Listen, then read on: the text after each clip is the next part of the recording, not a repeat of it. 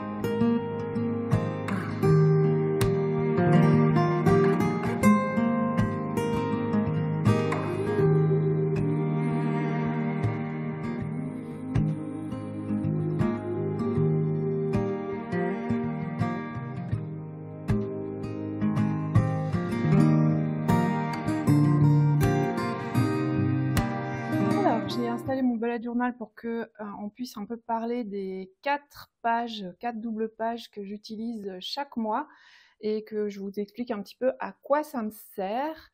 Avant de commencer, je vais vous parler un peu du matériel que j'utilise. Vous avez vu quelques images pour mon bullet journal.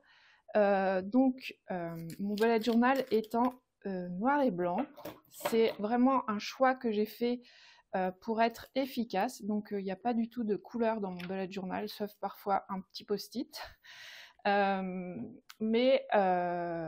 l'idée c'est que quand il faut choisir une couleur, parfois, si on est un peu indécis, quand il faut faire des combos de couleurs, parfois ça prend du temps et j'ai décidé, alors j'adore faire ça, mais j'ai décidé de ne pas le faire dans mon bullet journal, d'utiliser que du noir, du blanc et du gris. Ça me simplifie la tâche. Donc, ce qui fait que mes outils pour le bullet journal sont assez limités. J'ai un feutre Crayola Super Tips. Alors, j'ai choisi ce gris-là pour faire mes gros titres comme ça, que je viens cerner après avec un simple bic orange. Pourquoi le orange? C'est parce que c'est le plus fin, c'est une pointe fine. Ensuite, j'ai mon stylo plume Waterman. Alors, c'est vraiment un stylo plume basique de supermarché avec c'est une pointe moyenne, je pense. Donc, avec de l'encre noire, bien sûr. Alors, ça devient compliqué de trouver de l'encre noire. Enfin, dans mon supermarché, il n'y a pas d'encre noire, il y a de l'encre bleue. Donc, il faut que j'aille à Cultura pour trouver des cartouches d'encre noire. Mais bon, ça reste quand même... j'ai un Cultura pas si loin que ça de chez moi. Et puis, ce feutre-là, qui est un Stabilo point 88 pointe fine 0.4. Alors ça me sert pour mes titres, pour certains de mes titres, pour tracer mes tableaux quand je sais que je vais ensuite surligner avec les feutres pour que ça ne bave pas. Par exemple, sur ma double page de semaine, là, quand je surligne, j'écris avec ce feutre. Parce que si je fais avec de l'encre, comme c'est pas de l'encre indélébile, ça va baver. Voilà. Et puis enfin, j'ai un noir, enfin je crois que c'est presque noir, c'est pas tout à fait noir, un gris et un vraiment très clair Tombow. J'utilise surtout la pointe, le pinceau. Et ça me sert pour surligner surtout. J'utilise surtout ces deux-là, celui-là un peu moins, parfois pour colorier des cases. Voilà. Donc ça reste un matériel assez réduit. Et puis j'utilise aussi des stickers que j'imprime moi-même. Donc je suis abonnée, j'étais abonnée à des Patreon ou à des clubs. Celui-là, ça vient de Mikey Oki, je crois, c'est son nom, qui fait un club de stickers qui s'appelle Cat College. C'est beaucoup avec des chats. Alors moi, je suis pas spécialement fan des chats parce que je suis allergique aux chats, mais il y a quand même quelques dessins sympas. Bon, celui-là, il me reste ça, il n'y a pas de chat, mais il y en a d'autres. J'en ai mis d'autres dans mon bullet journal avec des chats. Et ceux-là, pour la plupart, viennent de Erinware. Je vous ai déjà mis le lien dans la barre d'infos. Je vais vous remettre tous les liens dans la barre d'infos. Voilà, je crois que c'est essentiellement les deux que j'utilise. Et parfois, quand je trouve des jolis dessins aussi en noir et blanc, je les mets de côté, parfois sur Pinterest ou au hasard de mes pérégrinations pour pouvoir les imprimer. Je crois que celui-là, ça vient d'une feuille que nous avait fait Eugénie de Super Mama des Vosges quand j'étais abonnée à son Patreon. Et elle avait rassemblé plein d'images noires et blancs de fleurs. Et je l'imprime en fait sur du papier autocollant transparent pour que je puisse... Vous voyez, le papier du Leuchtturm, il est crème. Donc si j'imprime sur du papier blanc, ça va pas faire très beau. Donc, on va voir le fond blanc de l'autocollant, donc je préfère un fond transparent. Bon, après ça, c'est vraiment affaire de goût. Voilà, donc vous savez à peu près tout sur le matériel que j'utilise dans mon bullet journal. Alors, cette page-là, c'est une page décorative, mais c'est la première page que j'installe quand le mois arrive. Alors là, je l'ai fait un petit peu après le début du mois, mais en général, je fais ça quelques jours avant le début du mois. Et ça me permet, en dehors du plaisir de créer dans un carnet, hein, ça reste toujours un plaisir pour moi de tracer des mots, voilà, c'est agréable. Donc j'essaye, c'est souvent un truc que je fais quand je suis un peu fatiguée, que j'arrive plus trop à réfléchir, que je peux pas faire quelque chose où il faut sortir plein de matériel et tout ça. Bah ça, c'est parfait. Donc ça m'arrive parfois de le faire un petit peu en avance. Et donc, ça me permet aussi d'avoir une vision globale du mois, de comment les semaines s'organisent, de combien il y a de week-ends, pour pouvoir ensuite... moi, je mémorise beaucoup en écrivant. Donc comme ça, après, j'ai la structure du mois en tête et je sais où on va. Et puis, en général, je rajoute une petite citation. Voilà, ça ne me sert pas à grand-chose d'autre, à part avoir une vision globale du mois. Vous voyez, là, j'ai mis une citation de Simone Montgomery. J'avais mis un peu plus de... Parfois, c'est plus... là, je pense que j'avais pas le temps. Parfois, c'est plus léger. Voilà. Ça, c'était janvier, avec une citation de Rosa Luxembourg. Alors, je varie, hein, je mets pas forcément... je fais pas toujours... parce que novembre, par exemple, avec cette graphie-là, ça rentre pas. Donc, selon les mois, je varie. Et selon l'inspiration du moment. Enfin, j'avoue que j'y réfléchis pas trop, ça sort comme ça. Donc voilà, première double page. Deuxième double page. Cette deuxième double page, c'est vraiment un truc d'organisation sur le mois, avec un côté calendrier. J'ai un peu oublié le vocabulaire du bullet journal, je me souviens plus comment ça s'appelle, mais c'est la page mensuelle en fait que j'ai divisée en deux, avec un côté perso, un côté créé, etc. Mais vous savez que moi, bah, je travaille à la maison, c'est ma petite entreprise, je suis toute seule dedans, donc le côté perso et le côté pro, bah, c'est vraiment très très très très intrigué, non intriqué, voilà. Donc là, bah, je note sur le côté perso, les anniversaires, quand j'ai des rendez-vous pour voir des gens, je note pas tout, hein. Par exemple, aujourd'hui, je vais aller voir mes petits-enfants, bon, je vais pas noter forcément ça. Parfois, je rajoute après comme mémoire pour me souvenir, parce que j'ai une mémoire un peu défaillante, donc ça me permet de me souvenir après à long terme quand est-ce qu'avait eu lieu ce week-end, ou quand est-ce que, par exemple, quand je vois mes amis, bah, quand est-ce que je l'ai vu pour me souvenir, pour pouvoir après écrire des textes, ou comme je fais beaucoup d'écriture autobiographique. Et puis là, bah, c'est tous les rendez-vous importants, les Zooms, les lives. Alors, je note pas les lives du labo parce que ils sont vraiment routiniers, je les oublie pas ceux-là, mais quand c'est dans des ateliers éphémères comme là l'atelier carnet de couleurs, bah, je note quand est-ce qu'il faut que j'envoie le mail, et puis les lives. Voilà, donc ça c'est tout ce qui concerne créer, etc. Et de ce côté-là, en fait, c'est plus des trackers. Alors là, j'ai un tracker pour mes petites listes. Donc vous voyez que j'ai pas encore commencé à écrire celle de mars. Là, c'est le Familio, je sais pas si vous connaissez, mais c'est pour la famille. Voilà, il faut que je m'y mette.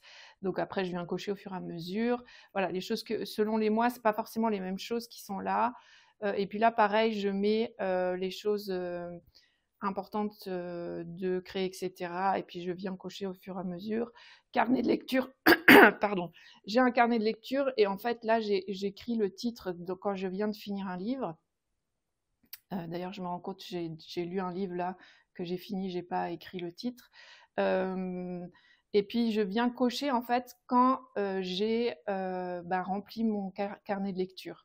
Donc c'est juste pour me souvenir ce qu'il faut que je fasse. Voilà. Donc c'est vraiment, voilà, c'est déjà un petit début de tracker, mais présenté sous une autre forme parce que bah, y a des mois où ça va changer. Ensuite, ça c'est un autre tracker. Bon, il y a une partie plus perso, une partie plus pro. C'est un peu une routine que je fais chaque jour, lire, marcher. Donc je viens noter. J'ai mis journal de lecture. Après, j'écris pas tous les jours dans mon journal de lecture, mais j'aime bien noter aussi. Mon journal, là, je suis un peu. J'ai eu un début de mois de mars comme j'étais en vacances en fait. Et puis après, bah, il a fallu que je reprenne le rythme où il y a des choses qui sont passées à l'as, mais c'est pas grave. Vous avez vu que j'ai commencé seulement au 10 parce que bah, j'ai fait mon tracker le 10, donc ça servait à rien que tout le début du mois, en fait, j'étais en vacances, donc ça servait à rien que je fasse un tracker avant, mais sinon, il commence au premier. Et après, tout ça, c'est une routine que je fais chaque jour que je travaille pour le boulot, pour créer, etc.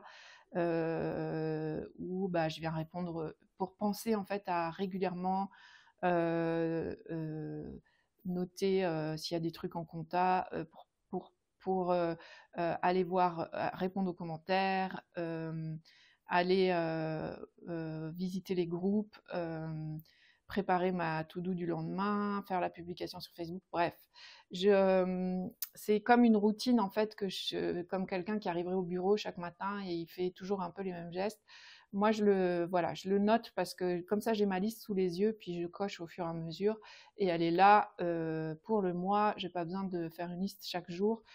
C'est comme une routine. Et puis après, dans ma to-do, j'écris routine et je sais ce que j'ai à faire. Voilà, donc vous voyez que c'est très vite installé en fait, parce qu'il y a très peu de choses à faire. Là, c'est un dessin que j'ai fait. Alors, exceptionnellement, je l'ai fait au Posca noir, donc il n'est pas dans ma liste de matériel, mais bon, voilà, c'est fait au Posca. Et puis, bon, je mets toujours des petits dessins. Parfois, je mets un sticker, si. Est-ce que j'ai un exemple? Ah bah là, j'ai un exemple de chat dont je vous parlais. Je veux pas vous montrer parce que je sais pas s'il y a des choses secrètes ou pas écrites. Enfin, pas secrètes, mais que j'ai pas forcément envie de partager. Je cherchais en fait un tracker avec un sticker. Voilà. Là, bah, là j'ai mis simplement un livre. J'essaye de rester. Vous voyez que c'est quand même assez minimaliste. Hein. Je pense que je fais partie de la catégorie des bullet journaux minimalistes. Et puis voilà. Et j'ai un deuxième tracker. Donc c'est la quatrième double page. Hein. 1, 2, 3, 4. Deuxième tracker dans lequel je note mes petites balades ou ce que j'ai fait la journée en fait pour bouger un peu. Après, je rajoute, quand j'ai le temps, en fait, j'ai un tracker de pas, je rajoute le nombre de pas. L'idée, c'est pas de progresser, mais c'est parce que comme j'ai des problèmes de santé et notamment d'énergie et de coups de fatigue, eh bien, ça me permet de voir s'il y a de. En fait, je suis en train d'essayer de trouver un équilibre dans mes dépenses d'énergie pour arriver à trouver un fonctionnement qui ne m'épuise pas. Et donc, c'est important que je note ce que je fais, combien de pas. Et puis, bah, j'essaye de varier aussi. Voilà. Bon, c'est aussi juste pour le plaisir d'écrire. Hein. J'avoue que ça n'a pas forcément une utilité, mais c'est une petite mémoire de mes sorties. Et là, après, on arrive aux semaines. Alors, je vous en montre une, mais après, il y a des choses que j'ai pas trop envie de partager. Donc après, bah là, vous voyez que j'ai pas fait la première semaine de mars puisque ça servait à rien, j'étais en vacances. Ça, c'est vraiment l'avantage du bullet journal, c'est qu'il n'y a pas de papier perdu. Toutes les pages de votre carnet à la fin sont écrites. Là, je suis vraiment à la fin de mon carnet, donc je pense que en avril, du coup, je vais installer tout le début du bullet journal. Je vous montrerai ça. Je vais pas tout faire d'un coup parce que ça va être fastidieux. Donc, je vous montrerai tout ce qui est annuel, enfin sur le long terme, dans un autre vlog. Et donc là, après, bah, j'aurai la semaine 12, la semaine 13, la semaine 14 jusqu'au mois d'avril qui vont s'enchaîner. J'ai pas de pages de collection, tout ça. Ça reste vraiment un outil d'organisation et un peu de mémoire aussi. Alors, je raconte pas, mais je marque les dates, les heures. Parfois, je marque quelques détails de ce qu'on a fait. Si on va à un concert, enfin voilà. Comme ça, quand j'écris un texte, ou quand j'écris dans mon journal, si j'écris en décalage au niveau du temps, eh bien j'ai la mémoire des dates et tout ça là-dedans. Voilà, et après, bah, je fais une to-do list et vous voyez que je mélange mes tâches. En général, en début de to-do, je mets mes tâches perso et puis après, bah, les tâches liées à créer, etc. Euh, euh, Pourquoi au début pourquoi je partage pas, parce que bon, j'ai pas envie de faire un truc trop compliqué, et puis en début parce que souvent je fais mes tâches liées à la maison avant de commencer à travailler. Je travaille en fin de matinée, je travaille pas tôt le matin. Je me consacre la matinée, je la consacre à la lecture, à la cuisine, enfin à aller marcher. Voilà, je prends du temps pour moi, parce que si je commence à travailler tout de suite. Parfois en fin d'après-midi, je suis fatiguée et j'aurais pas l'énergie de sortir. Enfin voilà, j'ai trouvé ce rythme-là, ça fonctionne pour moi quasiment tout le temps. Parfois, je suis trop fatiguée quand même, mais voilà, j'essaye de trouver un équilibre et c'est cet équilibre-là que j'ai. Voilà pour ce qui est de mon organisation dans mon bullet journal. Alors c'est vraiment minimaliste. Vous allez voir que vous voyez qu'il y a, je traque pas mes projets créatifs. Quand je crée un atelier, les notes sont pas là-dedans. Quand j'écris à quelqu'un, je le traque pas là-dedans. Enfin bref, j'ai sorti tout ça de mon bullet journal et du coup j'ai une autre organisation dont je vous parlerai un peu plus loin dans le vlog.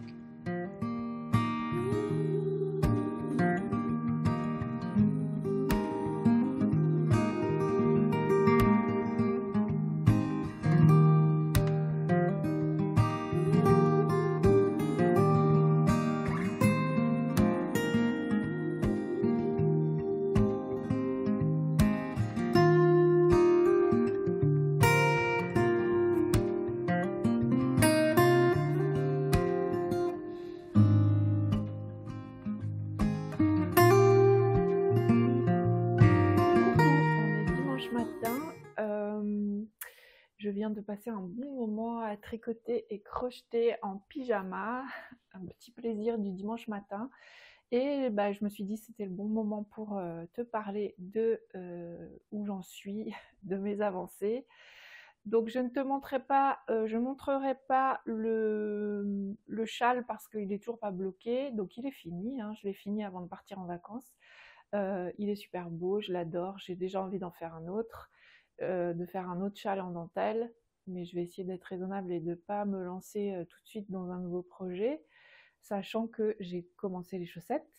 Et donc, bah, je n'ai pas eu l'espace, le temps de le bloquer encore, donc bah, je te le montrerai une fois qu'il sera bloqué, les fils rentrés et que je pourrai l'arborer avec fierté. En tout cas, c'est quelque chose qui m'a rendue très heureuse, ce projet. J'avais la laine depuis l'été 2023, donc il était temps que je m'y mette.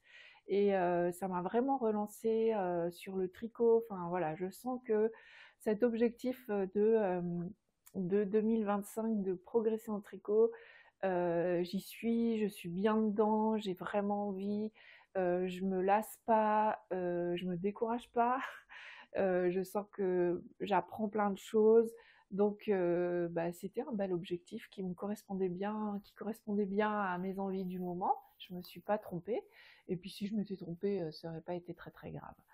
Voilà, alors où j'en suis, la couverture. Donc la couverture, je rappelle, c'est du crochet. J'ai fait ça pendant mes vacances. Alors, j'ai pas fait ça intensément parce qu'on a fait plein d'autres choses. J'étais à cette ligne-là. cette ligne un peu rose là. Et donc j'ai fait 1, 2, 3, 4, 5, 6, 7, 6 rangs et demi. Puisque le jaune, en fait, je suis au milieu. Enfin non, j'ai fait un quart. Voilà, là j'ai des marqueurs. Je me suis posé des marqueurs, en fait, c'est pour marquer les quarts, parce que pour me donner du courage quand je crochette, pour avancer. Après, j'aime bien faire ça quand je regarde la télé, etc. Mais bah, il y a une petite satisfaction et puis parfois je me fixe des objectifs, genre je vais faire un quart ou je vais faire une moitié. Et donc ça me permet de m'y retrouver. Donc là, je les ai remontés ici pour pouvoir vous montrer la prochaine fois mes avancées. Voilà. Mais c'est pas des marqueurs utilitaires, hein, ça sert juste à avoir des repères pour moi dans mon avancement. Mais il n'y en a pas besoin pour crocheter la couverture. Voilà, donc ça progresse, ça suit son cours, la pelote est tombée par terre. Hop, voilà. Donc je rappelle que je la tricote en alpaca de Drops et je la crochette, pardon, en alpaca de Drops. Et que c'est un modèle de Attic 24. Je vous ai mis le lien dans le vlog numéro 2. Voilà, et puis donc j'ai commencé les chaussettes. Alors, c'est la première fois que je tricote des chaussettes. Moi, je me considère encore comme une tricoteuse débutante. Il y a plein de choses que je ne connais pas. Et donc, j'ai choisi pour débuter les chaussettes de suivre et de me fier corps et âme à un tutoriel vidéo qui est proposé par quelqu'un qui s'appelle Stéphanie. Je vous mettrai le lien bien évidemment dans la barre d'infos. C'est un tutoriel très clair. Alors, je l'avais regardé une première fois, je crois pas que je suis allée jusqu'au bout, mais j'ai regardé vraiment les premières étapes pour voir comment elle expliquait, si les images étaient claires, parce que bon, selon les tutos, parfois, c'est pas si évident que ça de filmer un tutoriel.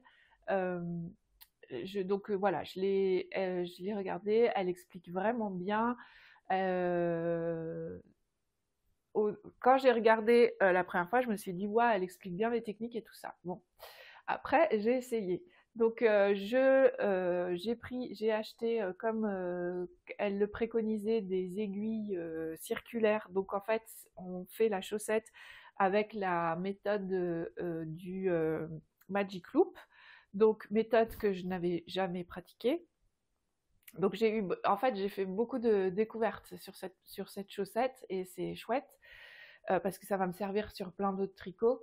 Euh, et, euh, et donc, bah, j'ai acheté des aiguilles circulaires 2,5, 80 cm, je crois, le câble.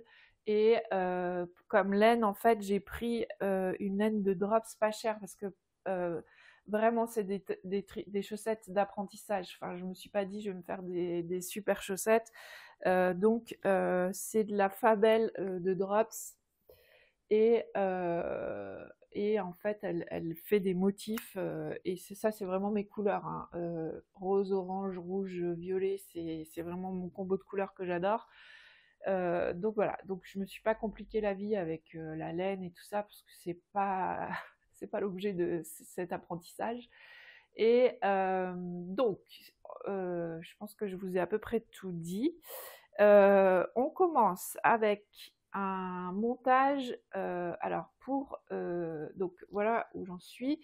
Euh, donc j'ai commencé lundi. Donc bon, j'ai pas une avancée énorme et j'en suis au talon renforcé, mais parce que j'ai recommencé plein de fois. Donc le montage, donc c'est une chaussette qui se tricote du haut vers le bas. Et le montage, c'est un German Twisted Caston. C'est un montage pour que que la bordure soit bien élastique. Je n'avais jamais fait de German Twisted Caston. Euh, Moi, je fais le montage comme ma mémé me l'a appris, je crois, ou enfin j'ai retrouvé, je bidouille. Jusqu'à présent, c'était ça mes montages.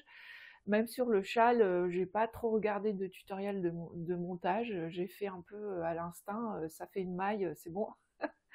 Euh, et, euh, et donc bah là, je suis allée. Alors là, j'ai bien regarder ce qu'elle faisait. Pourtant, elle explique bien, mais je n'y arrivais pas en regardant ce qu'elle faisait. Donc, je me suis dit, bah, je vais aller regarder d'autres tutoriels avec peut-être d'autres qui expliquent d'une autre façon le German Twisted Caston. Et donc, je pense que ça m'a pris la journée du lundi pour arriver à bien l'avoir en main, à bien avoir le mouvement dans les mains pour arriver à monter des mailles à peu près régulières. C'est pas encore complètement parfait. Il y a des mailles plus grosses que d'autres, mais on va dire que moi, je me suis dit, on va s'arrêter là avec le montage Twisted Caston. Surtout que comme j'ai redéfait plusieurs fois après, bah, je l'ai refait, je l'ai repratiqué, donc je pense que je l'ai bien en tête maintenant. Il faudra quand même que je le repratique encore pour m'en souvenir, mais disons que je pense que si je revois le tutoriel, je, je m'en sortirai. Donc je vous mettrai, je crois que c'est Claude Tricot, le deuxième tutoriel qui m'a aidé. Je vous mettrai aussi ça dans la barre d'infos. Et puis, donc après, c'est des côtes 1-1 en Magic Loop. Donc côte 1-1, pas de souci, je maîtrise. Par contre, le Magic Loop, c'était aussi la première fois. Donc bon, je ne vais pas vous expliquer la technique ici. Peut-être que si vous tricotez, vous connaissez certainement. Donc au départ, à l'endroit des changements d'aiguille, j'avais des grosses démarcations. Je me suis dit, c'est pas grave, c'est des chaussettes, ça s'étire, ça se verra pas sur mon pied, je continue. Et donc ensuite, il y a tout ça, la tige, ça s'appelle la tige de la chaussette, en jersey. Je commence à tricoter toujours en Magic Loop le jersey, et ça collait pas, mon jersey était à l'envers, c'est-à-dire que bah, à l'extérieur j'avais l'envers du jersey et à l'intérieur l'endroit. Bon, je fais quelques rangs, après je me dis, je comprenais pas pourquoi, après je me dis, ah bah je vais tricoter à l'envers, comme ça ça sera inversé et ça ira. Bon, je fais quelques rangs, puis en fait, je tricote. Alors, je pense que si je refais des chaussettes, ce modèle, je prendrai des aiguilles 3, parce que 2,75, en fait, je pense que je tricote très serré. Et alors en 2,75, l'envers était hyper serré, enfin bref, c'était la galère. Ça n'allait pas. Donc, je me suis dit, après, je me suis dit quand même, je dois mal faire le Magic Loop. Donc, j'ai revu une vidéo sur le Magic Loop et j'ai compris que j'avais pas commencé dans le bon sens. En fait, quand on fait le Magic Loop, donc en fait, le tricot est partagé en deux sur les deux aiguilles. Et il faut tricoter sur l'aiguille à l'avant, et moi en fait j'ai tricoté sur l'aiguille à l'arrière. Ce détail-là, elle ne le donne pas dans le tuto chaussettes, parce que je pense qu'elle part du principe que les gens ont déjà tricoté en Magic Loop. Donc bah, j'ai bien fait d'aller rechercher des tutos, sur le Magic Loop. Et, et donc bah, après, une fois que j'ai compris le truc, donc j'ai tout redéfait, parce que c'était pas, enfin, j'avais des rangs en bois, des rangs en verre, enfin c'était pas, je me suis dit ok, c'est une chaussette de test, mais bon, j'ai quand même envie qu'elle soit plus ou moins réussie, et je suis pas pressée en fait. J'ai déjà des chaussettes dans mon tiroir, donc je suis pas pressée à ce point-là. Donc j'ai tout redéfait, et c'était bon, c'était bon. Et du coup, avec cette méthode, les transitions entre les aiguilles était à peu près correcte. J'ai eu un bug à un moment, là, je sais pas ce qui s'est passé, donc j'ai un endroit où il y a un bug, je sais pas si vous voyez, mais franchement, dans l'ensemble, c'est vraiment pas mal. Enfin, moi, ça me satisfait. Voilà. Et ensuite, donc, j'ai fait les 10 centimètres de tige. C'est ce qu'elle préconise, hein. Moi, j'ai aucune idée de si cette chaussette va m'aller ou pas. Pour l'instant, c'est vraiment J'apprends la technique. Je pense qu'elle va être un peu petite parce que je tricote très serré. C'est pas grave si je peux pas les porter, je trouverai peut-être quelqu'un à qui elles vont, et sinon ça sera dans le musée, dans mon musée personnel de tricot, ça sera ma première chaussette. J'en ferai qu'une et voilà. Et donc ensuite on attaque. Donc après on tricote plus que sur une aiguille et on attaque donc le talon renforcé. Euh, donc il y a une technique de tricot qui fait que le tissu est plus épais. Et j'en suis là, donc j'ai fait un peu plus de la moitié du talon renforcé. Et voilà. Donc pour l'instant, j'y arrive. Après, je suis pas au bout des difficultés parce que après, il y a un jeu de diminution. Bon, ça, je maîtrise. Mais après, il va falloir relever les mailles ici. Et ça, j'ai jamais fait. Donc, on verra si je m'en sors ou pas. Euh, bon, je pense que je vais finir par m'en sortir. Mais combien de fois vais-je devoir recommencer? Ça, c'est la question. J'espère que je vais y arriver. Voilà, bon, on verra. Voilà, donc où j'en suis avec mon aventure chaussette. Ça me, en fait, je trouve ça quelque part de débuter quelque chose comme ça. Il y a quelque chose de vraiment réjouissant de passer des étapes et d'y arriver. Euh, c'est vraiment le fait d'être en apprentissage et de réussir des choses. Je ressens comme ouais, il y a des moments de joie en fait, de vraiment se dire ah mais je suis capable de faire ça, parce que je pense que pendant très longtemps, en restant dans cette posture de toujours débutante, mais moi ça me va de faire que des écharpes ou de faire que des snoods faciles, eh bien je me suis un peu convaincue que j'étais pas capable moi de faire. J'avais pas la patience, j'avais pas la persévérance. J'ai longtemps cru que j'étais pas persévérante aussi. C'est des croyances qu'on a sur ses capacités et sur sa personnalité. Et donc le fait que bah, j'ai réussi à maîtriser à peu près le, euh, le Magic Loop. Alors, je dis pas que c'est une technique difficile, hein, mais bah, je connaissais pas, donc moi, je suis contente de connaître maintenant et de voir que bah, ça m'ouvre des possibilités. Donc, je pense que je déconstruis des croyances et ça fait du bien.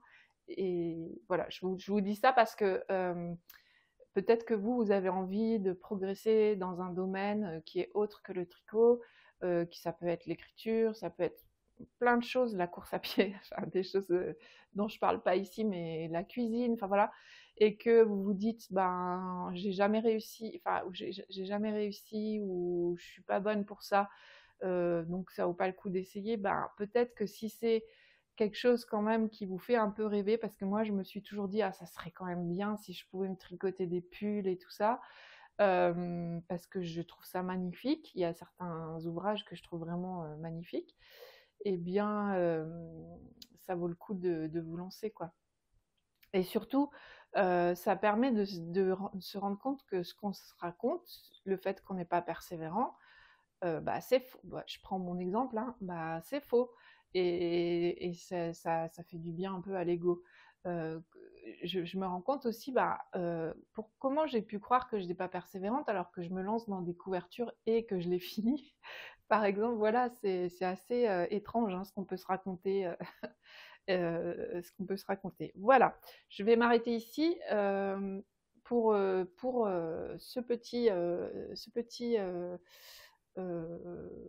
comment on dit? Ah, je trouve pas le mot, cette petite mise à jour, mais c'est pas ça que je voulais dire. Ce petit point sur mon tricot.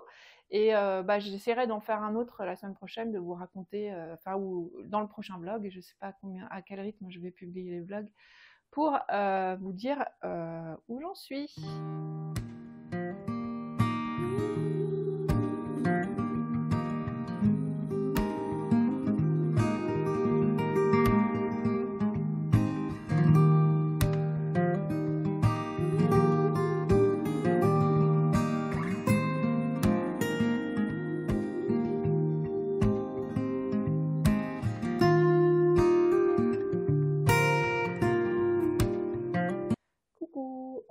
encore dimanche, mais l'après-midi cette fois, et je viens continuer de vous parler du bullet journal et de comment j'ai évolué dans mon organisation. En fait, le bullet journal, c'est donc créé par Ryder Carroll, et il a créé ça parce qu'il était TDAH.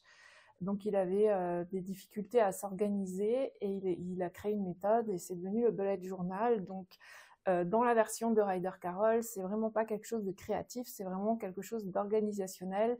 Et en même temps, il y a une partie développement personnel avec des trackers pour atteindre ses objectifs, comment mener un projet à bien grâce à son bullet journal. Enfin, il y a tout un pan comme ça dans son bouquin. Si vous êtes vraiment intéressé, vous pouvez lire son bouquin qui est très complet, dans lequel il explique sa méthode. Moi, je suis partie en fait avec cette idée du bullet journal au départ, et j'ai rempli mon bullet journal de plein de choses. Je pense que les premières années, mon bullet journal me durait 3 mois, donc alors que maintenant il me dure plus d'1 an. Donc il y a 250 pages dans le Leuchtturm. Parce que j'écrivais mes petites listes, je faisais ma compta perso, je tenais des trackers divers et variés. J'écrivais beaucoup mes gratitudes. Bref, je mettais tout dans mon bullet journal parce que la méthode telle qu'elle est créée, c'est aussi ça. Quand, par exemple, je faisais un planning pour organiser mon ménage de printemps, c'était dans mon bullet journal. La liste de mes cadeaux de Noël, c'était dans mon bullet journal. Voilà, il y avait tout dans mon bullet journal. Et puis, petit à petit, j'ai épuré mon bullet journal, et je suis venue créer d'autres carnets parce que j'ai trouvé ça moins pratique que tout soit au même endroit, dans le sens où je suis quasiment tout le temps à la maison, donc j'ai pas besoin d'emmener tout ça, parce que c'est sûr que si on multiplie les carnets, il faut pouvoir les transporter facilement. Mais moi, je travaille à la maison, donc j'ai pas ce souci-là de poids. Et j'ai trouvé que changer de carnet tous les 2 mois, c'était pas pratique, parce qu'à chaque fois, il fallait recommencer le calendrier au départ, le calendrier sur l'année. Enfin, il y a toutes les pages du départ qui sont quand même assez longues à installer.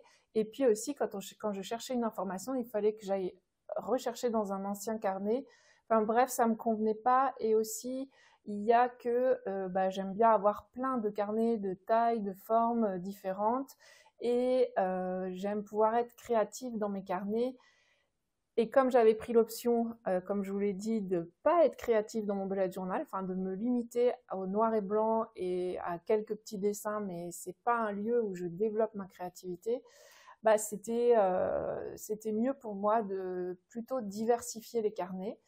J'ai plusieurs carnets. J'ai mon carnet de lecture que je tiens, donc qui fonctionne un peu comme un bullet journal, mais juste pour la lecture, que je tiens depuis celui-là, je crois que c'est mon 4e.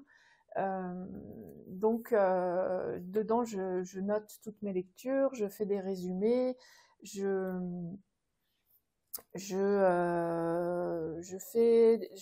me fixe des défis,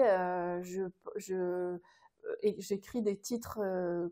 Par exemple, quand j'écoute des podcasts ou des vlogs littéraires, et qu'il y a un livre que j'ai vraiment envie de lire, je me crée une liste de livres que j'ai envie de lire. Voilà. C'est un peu le même fonctionnement qu'un bullet journal, avec une page de sommaire, etc., mais juste consacré à la lecture. J'ai aussi les petites listes que je tenais je vous en ai déjà parlé dans le premier vlog, enfin le vlog 0. Donc les petites listes que je tenais avant dans mon bullet journal, maintenant je fais un carnet exprès pour les petites listes. Alors là, c'est sous forme de livret. Et donc, j'écris mes petites listes dans les livrets que je vais ensuite relier à la fin de l'année. Et puis, pour ce qui concerne les projets créatifs, j'ai un carnet créatif dans lequel j'ai fait des intercalaires selon les différents trucs créatifs. Alors, j'ai un onglet puzzle, c'est pas du tout créatif le puzzle, mais c'est parce que c'est une de mes activités et bah, j'aime bien garder une image des puzzles que j'ai fait, puisque après, je les revends. Alors en ce moment, avec le tricot, je fais pas du tout de puzzle, j'en ai fait pas mal au début de l'hiver. Je tricotais pas. Je sais pas si c'est. Alors du coup, je sais pas. Là, mon anglais pour l'instant, il est vide. Je sais pas du tout si je vais m'y remettre. Mais bon, voilà. Donc ça concerne toutes mes activités créatives. Et, et puis, ben, de temps en temps, je fais un mois de gratitude. Donc bah, là, je crée un petit carnet pour ça. J'ai aussi tous mes carnets créatifs, bien sûr. Mais disons que plus pour ce qui est de l'organisation créative, eh ben, c'est dans celui-là, dans ce carnet-là, que je note tout et que je garde trace de bah, quel patron j'ai utilisé, en tout cas en ce qui concerne le tricot. Mais par exemple, j'ai fait un onglet reliure parce que c'est un de mes objectifs de cette année. Et bah, je prends des notes sur des bouquins que j'ai lus. Je prends des notes sur est-ce que j'ai eu des difficultés à réaliser telle reliure. Et petit à petit, ce carnet va se remplir. J'ai mis mes réalisations créatives 2025. Probablement que le carnet me durera peut-être 2 ans quand même. C'est un carnet action que j'ai customisé. En fait, j'ai enlevé les couvertures et j'en ai recréé des nouvelles avec des illustrations tirées de Flow Magazine. Voilà, vous savez tout, presque tout à propos du bullet journal. Je vous referai un petit topo sur le début de mon bullet journal, toutes les pages annuelles. Quand je l'installerai, et ce sera le mois prochain, donc ça va venir vite, mais je ferai ça quand j'y serai. Et voilà, je vais clore ce vlog ici. Je vous remercie de m'avoir écouté jusque-là si c'est le cas.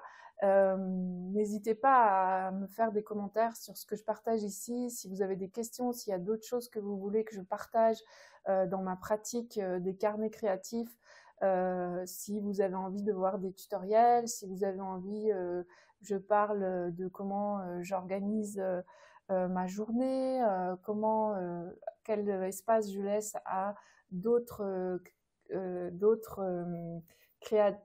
arts créatifs que ce que je partage dans Créer, etc. N'hésitez pas, voilà, ça me donnera des idées pour faire les vlogs. En tout cas, j'étais heureuse de vous retrouver cette semaine, même si j'ai mis du temps au démarrage, mais ça m'a fait plaisir et ça y est, je sens que je suis lancée pour continuer. Ce que je ne sais pas, c'est le rythme que je vais prendre. Là, vous voyez que je tâtonne encore sur mon rythme pour tourner les vlogs, mais ça se fera au fur et à mesure et j'espère en trouver un. Et puis si je n'en trouve pas un, ben, ça sera quand ça sera, le vlog arrivera quand il arrivera. Voilà, je vous embrasse et je vous remercie pour vos commentaires et je vous dis à bientôt.